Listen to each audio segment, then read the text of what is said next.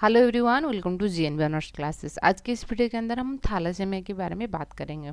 सबसे पहले कि थैलासेमिया क्या होता है। ये एक ऑटोजोमल रिसेसिव डिसऑर्डर प्रेजेंट होता है जो कि इनहेरिटेड रहेगा, एक जनरेशन से दूसरे जनरेशन को ट्रांसफ़र होता है।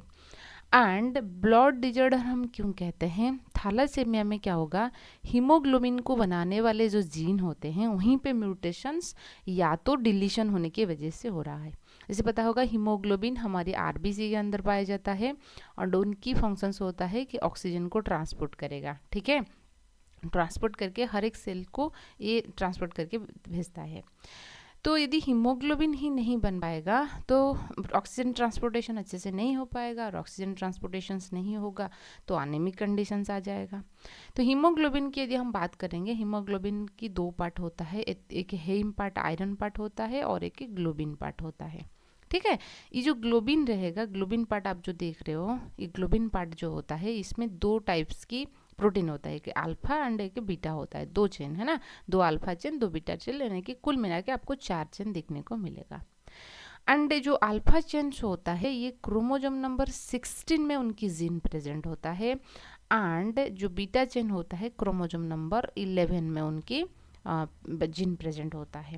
इनकी किसी भी वजह से यदि मान लीजिए जिन में म्यूटेशंस हो गया या डिलीशन हो गया, अल्फा चेन नहीं बन पा रहा है, तो हीमोग्लोबिन ही अल्टीमेटली नहीं बन पाएगा, क्योंकि उनका ही तो ये पार्ट है ना, ठीक है। सो देखिए, तो thalassaemia is inherited blood disorder it cause due to abnormal haemoglobin synthesis. यहाँ पर अबनॉर्मल हीमोग्लोबिन सिंथेसिस होगा, क्योंकि मान लीजिए अल्फा, ऐसा हो सकता है कि अल्फा चेन नहीं बन पा रहा है, ऐसा हो सकता है कि बीटा चेन, ऐसा भी हो सकता है कि दोनों की दोनों चेन नहीं बन पा रहा है, ठीक है। अच्छा, तो हम कॉज देखेंगे क्यों हो रहा है, ड्यू टू म्यूटेशंस और डिलीशंस, ठीक है जी। तो यहाँ पे यदि हम बात करेंगे ड्यूटेशन एंड म्यूटेशन की, डिलीशन म्यूटेशन की वजह से ये चीज़ हो रहा है। टाइप्स देखेंगे, alpha thalassaemia and beta. Alpha chain नहीं बन पा रहा है तो अल्फा थैलासेमिया, बीटा चेन नहीं बन पा रहा है तो बीटा थैलासेमिया, ठीक है। सबसे पहले देखेंगे अल्फा थैलासेमिया होता क्या है, अच्छे से समझिए। क्रोमोजोम नंबर 16 में दो जीन होता है, जो कि दो लिंक्ड जीन होता है। एक होता है HbA हीमोग्लोबिन अल्फा 1, ठीक है, ये दो जीन रहेगा, और एक रहेगा HbA2, ठीक है ना। तो ये दो जीन लिंक्ड जीन होते हैं, साथ साथ रहेंगे, मतलब कि दूसरे जनरेशन को साथ में चलेंगे, लिंक्ड है, ठीक है ना, इनके बीच में कोई डिस्टेंस नहीं है, ठीक है।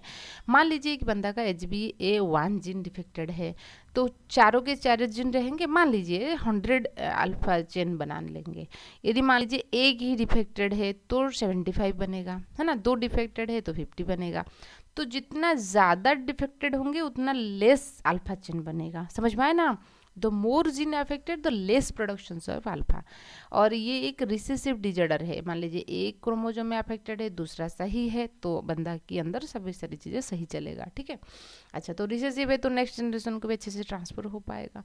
तो ये चीज़ आपको ध्यान देने वाली बात है। लिंक्ड जीन है जो अल्फा चेन को बनाने वाले हैं और क्रोमोजोम नंबर 16 में प्रेजेंट होते हैं, ठीक है।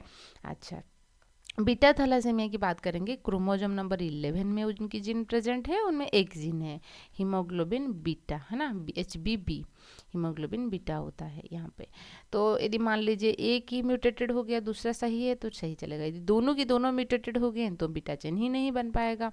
अच्छा, यदि आप देख सकते हो यहाँ पे कि थैलासेमिया में क्या हो रहा है, हीमोग्लोबिन प्रोडक्शंस में चेंज आ रहा है, प्रोडक्शंस लेस हो रहा है, तो इसलिए ये एक क्वांटिटी की मामला है, ठीक है ना, क्वांटिटी। सिकल सेल में क्या हो रहा था, हीमोग्लोबिन तो बन रहा था लेकिन उनकी शेप ही चेंज हो रहा था, यानी कि यहाँ पे क्वालिटी में प्रॉब्लम आ रहा था।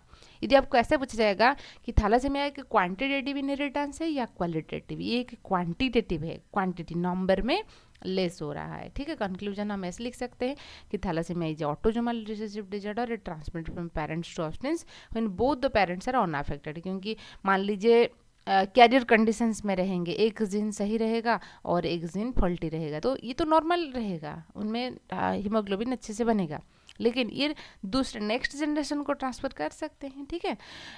It is a quantitative problem, ये चीज़ याद रखिए, क्योंकि सिकल सेल एनीमिया एक क्वालिटेटिव प्रॉब्लम होता है, क्वालिटी में प्रॉब्लम होता है।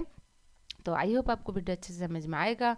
वीडियो पसंद आए तो लाइक कीजिए, सब्सक्राइब कीजिए और आपकी दोस्त के साथ भी शेयर कीजिए। Thank you.